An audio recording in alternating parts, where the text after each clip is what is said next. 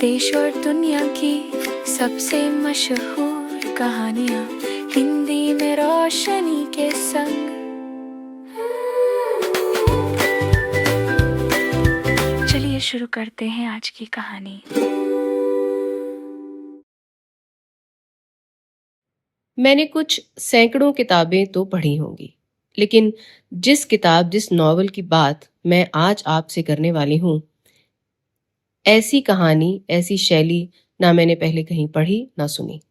एकदम अद्वितीय, यूनिक। तो श्रोताओं, आज मैं आपके लिए लेकर आई हूं वर्जीनिया इवांस द्वारा लिखी गई नॉवल द कॉरिस्पॉन्डेंट।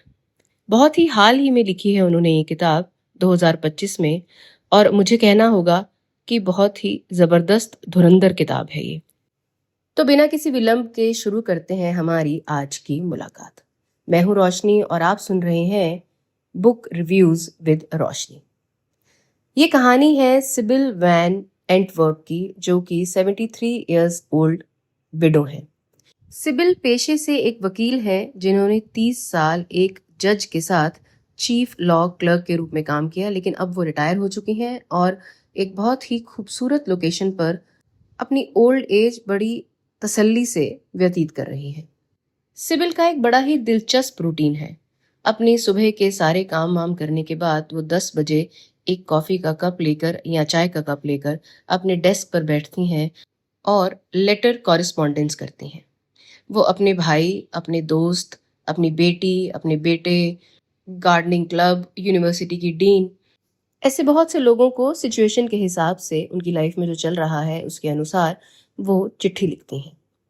सिबिल का पत्र लेखन पूरी जिंदगी भर चला। उनकी लाइफ स्टोरी, उनकी लाइफ की सारे incidents, events, tragedies, trauma, success, ambition, इस लेटर राइटिंग के द्वारा ही लेखिका ने एक किताब में, एक नॉवल में बुनकर हमारे सामने रखी है। बड़ा ही असाधारण तरीका है ये कहानी लिखने का, वो भी नॉवल।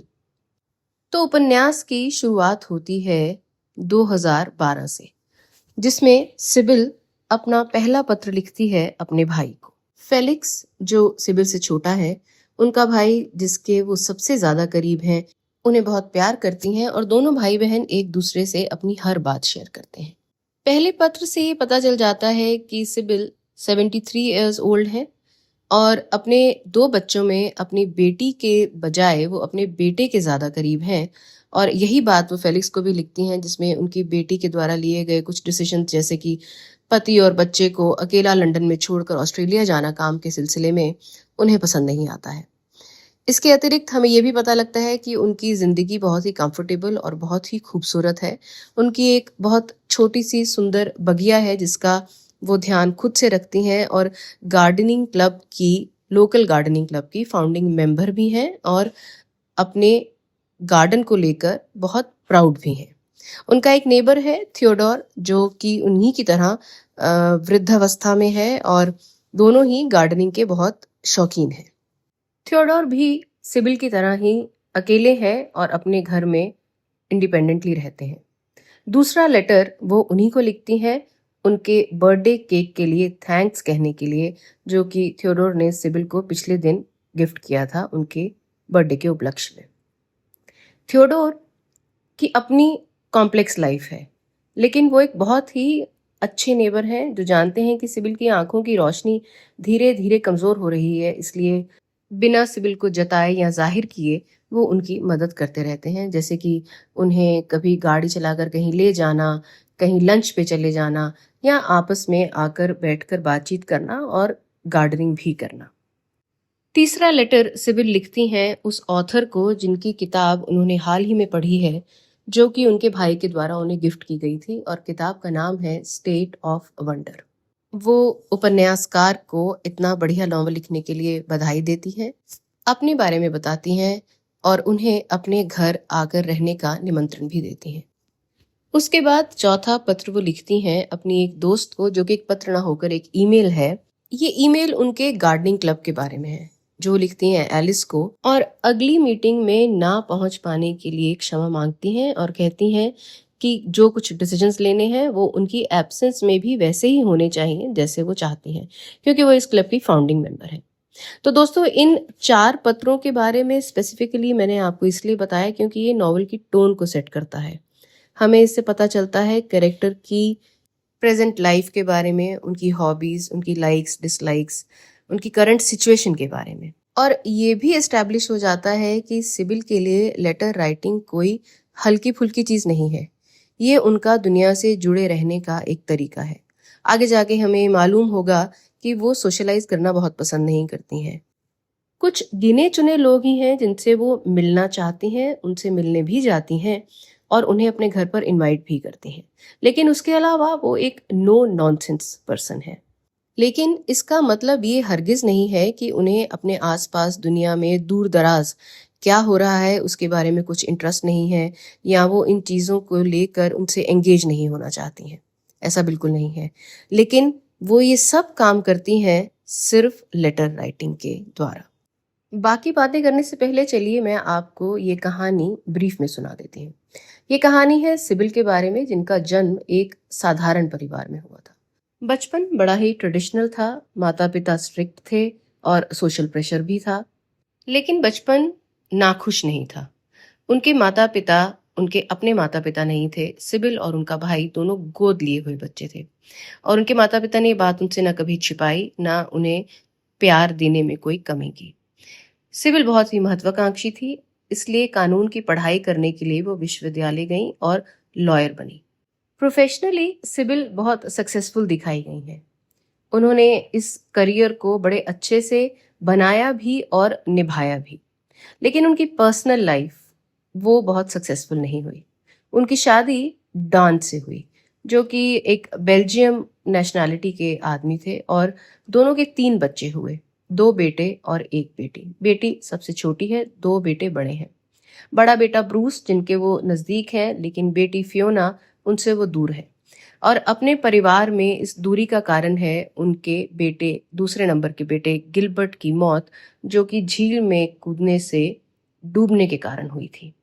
इसी वजह से उनका अपने पति से तलाक भी हो जाता है। गिलबर्ट की मौत का सिबिल को ऐसा धक्का लगता है कि उनकी जिंदगी रुक सी जाती है।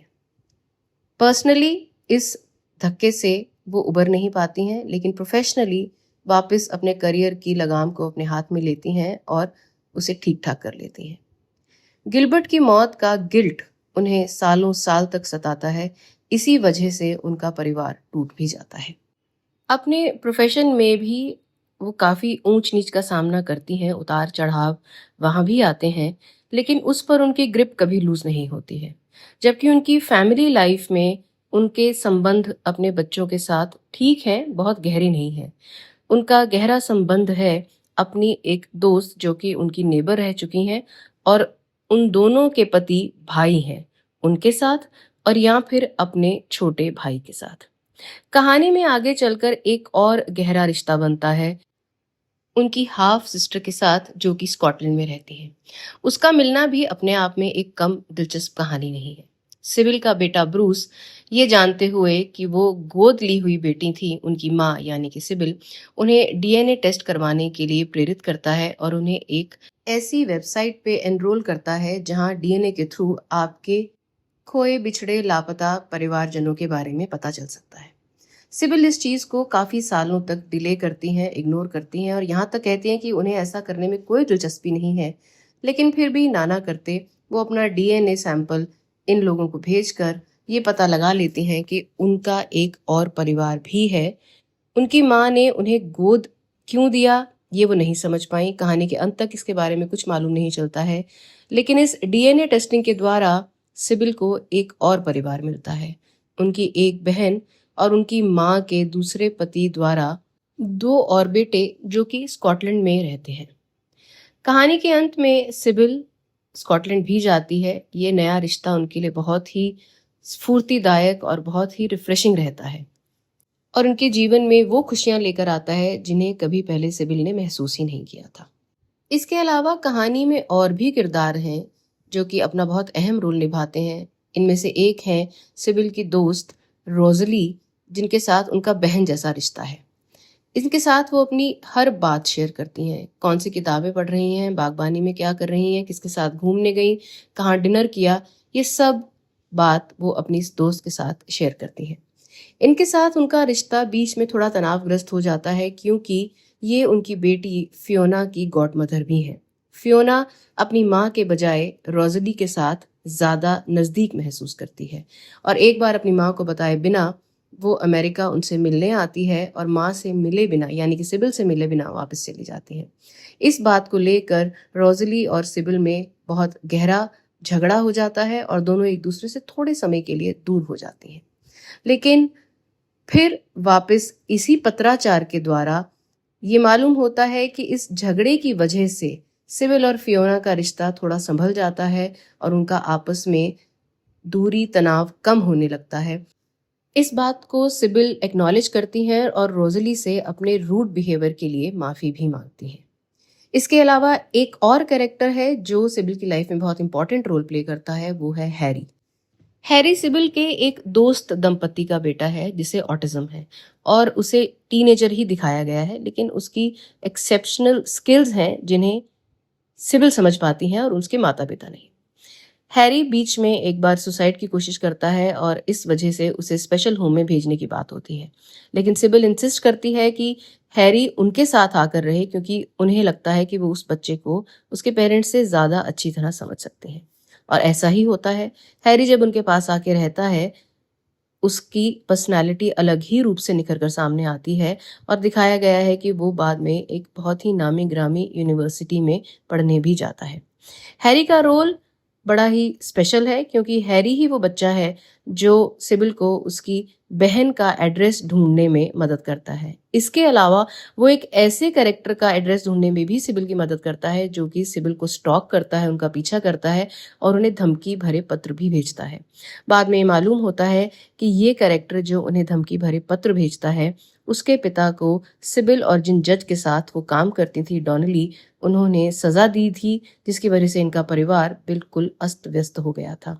यहाँ तक कि उसके पिता की जेल से छूटने के बाद बहुत जल्द मौत हो जाती है और बड़े लंबे समय तक ये किरदार जिसे डीएम के नाम से बताया गया है उसे यानी कि सिबिल को इस बात के लिए जिम्मेदार ठहराते हैं। इसके अलावा एक और कैरेक्टर है जो कि सीरियन इंजीनियर है और इसकी मुलाकात तो नहीं कह सकते, ये भी सिबिल की जिंदगी में लेटर्स के थ्रू ही आता है जब सिबिल डीएनए वेबसाइट पर इनसे कस्टमर केयर के रिप्रेजेंटेटिव के रूप में जुड़ती हैं। इस इंजीनियर का नाम है बसम और इसकी फैमिली लाइफ भी बड़ी अस्त व्यस्त चल रही है। लेटर राइटिंग के थ्रू सिबिल का इनसे भी एक अच्छा प्यारा संबंध बन जाता है और सिबिल बसम की प्रोफेशनल लाइफ में सेटल होने में मदद करती हैं। एक बात जो बहुत खूबसूरती से निखर कर सामने आई वो ये कि अपने परिवार और दोस्तों के अलावा सिबिल जिनसे भी पत्राचार करती हैं उनके साथ कुछ समय के बाद उनका एक पर्सनल रिलेशनशिप बन जाता है, चाहे वो सीरियन इंजीनियर बसम है या वो यूनिवर्सिटी की डीन जिनके साथ उनका रिश्ता शुरुआत में तो बड़ा ही रूखा और चिड़चिड़ा है, लेकिन बाद में वो दोस्ती में परिवर्तित हो जाता है। इसके अलावा सिबिल की लव लाइफ भी कुछ डेड नहीं है। 75 इयर्स की होने के बावजूद भी उनमें पुरुष मित्र दिलचस्पी लेते हैं और यहाँ तक कि एक आदमी तो उनसे शादी करने के लिए इतना आतुर है कि उन्हें प्रपोज भी कर देता है। लेकिन सिबिल चूंकि बहुत ही इंडिपेंडेंट और बहुत ही डिसिप्लिन्ड और रूल्स और रेगुलेशंस को मानने वाली महिला है तो वो उसके इस प्रपोजल को मना कर देती हैं। लेकिन एक वार्म रिलेशनशिप उनका अपने नेबर थियोडोर के साथ बन जाता है जिसके साथ वो स्कॉटलैंड में भी अपनी बहन के यहाँ समय बिताती हैं। उनसे शादी नहीं करती हैं लेकिन उन दोनों की एक अच्छी कंपेनियनशिप बन जाती है। कहानी का एक दर्दनाक पहलू भी है सिबिल और उनके पति के साथ उनके संबंध का टूटना। सिबिल के एक्स पति डान जो कि 25 साल से अलग रह रहे हैं, दोनों एक दूसरे से, उनका तलाक भी हो गया है, उन्हें कैंसर हो जाता है और वो मरने से पहले अपनी पूर्व पत्नी यानी सिबिल को एक बहुत ही इमोशनल भावपूर्ण पत्र लिखते हैं। उनके बच्चे ये उम्मीद करते हैं कि उनकी माँ सिबिल उनके पिता के पत्र का जवाब देगी। सिबिल उन्हें पत्र लिखना चाहती है, 4, 5, 10 बार शुरू भी करती है, लेकिन सिर्फ यही पत्र है जो अधूरा रहता है और इसके बारे में हमें पता चलता है सिबिल के इस दुनिया से चले जाने के बाद। और एक और बात, सिबिल को जो गिल्ट है अपने बेटे गिलबर्ट की मौत का, वो कुछ हद तक अपने आप को उसकी मौत के लिए जिम्मेदार मानती हैं। क्योंकि जब बेटा झील में कूदने वाला था, वो अपनी माँ को बार बार पुकार रहा था देखने के लिए कि माँ मेरी तरफ देखो, और वो एक ऐसी जगह से कूद रहा था जहाँ से कूदना उसके लिए ठीक नहीं था, मतलब वो खतरनाक इलाका था जहाँ से वो डाइव करने वाला था। लेकिन सिबल अपने काम में इतनी डूबी हुई थी कि वो अपने बेटे की तरफ नहीं देखती हैं और उसे हाथ से इशारा करती हैं कि हाँ हाँ कूद जाओ। और उस पर्टिकुलर पॉइंट से डाइव करने के बाद उनका बेटा एक ऐसी चट्टान शिला से टकराता है पानी के अंदर, जिससे उसकी गर्दन टूट जाती है और उसकी मृत्यु हो जाती है। ये बात सिबिल किसी से भी नहीं बता पाती हैं, सिर्फ बताती हैं अपने कंपेनियन थियोडोर को, वो भी एक लेटर के जरिए जो वो उसे स्कॉटलैंड से अमेरिका में लिखती हैं। तो कहानी में बहुत उतार चढ़ाव हैं, कहानी सिंपल नहीं है, बहुत कॉम्प्लेक्स है, लेकिन बड़े ही बैलेंस तरीके से लिखी गई है। कुछ भी चीज़ एक्स्ट्रा नहीं है, ओवर नहीं है, सब कुछ बहुत मॉडरेशन में है। तो रीडर को एक तसल्ली सी रहती है, एक ठहराव सा रहता है कि कहीं भी मेरी भावनाओं को एकदम से झंझोड़ नहीं दिया जाएगा, कहीं भी कुछ ऐसा इंसिडेंट, कुछ ऐसा इवेंट नहीं हो जाएगा जो मुझे रात की नींद मेरी खत्म कर दे। नॉवल में मुझे एक और बहुत दिलचस्प बात लगी, वो ये कि सिबिल जो कि मेन कैरेक्टर है, एक अविड रीडर है। हर लेटर में जो वो अपने दोस्तों को लिखती हैं या अपने भाई को लिखती हैं, वो ये ज़रूर पूछती हैं कि तुम आजकल कौन सी किताब पढ़ रहे हो, और मैं ये पढ़ रही हूँ। मुझे तो इस नॉवल को पढ़ने का सबसे बड़ा फ़ायदा ये हुआ है कि मेरे पास अब कम से कम 5-6 टू रीड बुक्स की लिस्ट तैयार हो गई है। तो दोस्तों, अगर आप भी मेरी ही तरह ये एक्सपीरियंस लेना चाहते हैं तो इस किताब को ज़रूर पढ़िएगा। इस कहानी के बारे में मैं कुछ क्रिटिकल रिव्यू नहीं देना चाहती हूँ, क्योंकि ये बहुत ही फील गुड कहानी है। ये वो कहानी है जिसे आप चाय के प्याले के साथ पढ़ना चाहेंगे, पॉपकॉर्न खाते हुए भी पढ़ना चाहेंगे, ड्राइव करते हुए गाड़ी में, मतलब नॉट ड्राइव करते हुए, पीछे की सीट पर बैठकर भी पढ़ना चाहेंगे, और फिर जब 300 पन्ने खत्म हो जाएंगे तो आप इस किताब को एक मुस्कुराहट के साथ बंद करेंगे। एक ऐसी मुलाकात जो आपको दर्द न देकर सिर्फ सुकून ही देगी।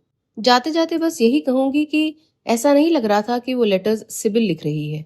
बहुत बार ऐसा लगा कि वो लेटर्स मैं खुद ही लिख रही हूँ, कभी अपने किसी भाई बहन को, कभी किसी बच्चे को, कभी किसी नेबर को, क्योंकि उसकी ज़िंदगी की इवेंट्स इतनी फेमिलियर हैं, इतनी आसान, इतनी सीधी हैं कि आपको लगता है कि शायद आपके अंदर भी एक सिबिल है। और एक बात और, अब मेरा मन कर रहा है कि मैं वापस लेटर राइटिंग तरफ जाऊं, जो कि मैं कॉलेज में, स्कूल में बहुत ज़्यादा करती थी, और फिर से इस कम्युनिकेशन विंडो को दोबारा खोला जाए। तो दोस्तों, आज की हमारी मुलाकात को अब यहीं समाप्त करते हैं।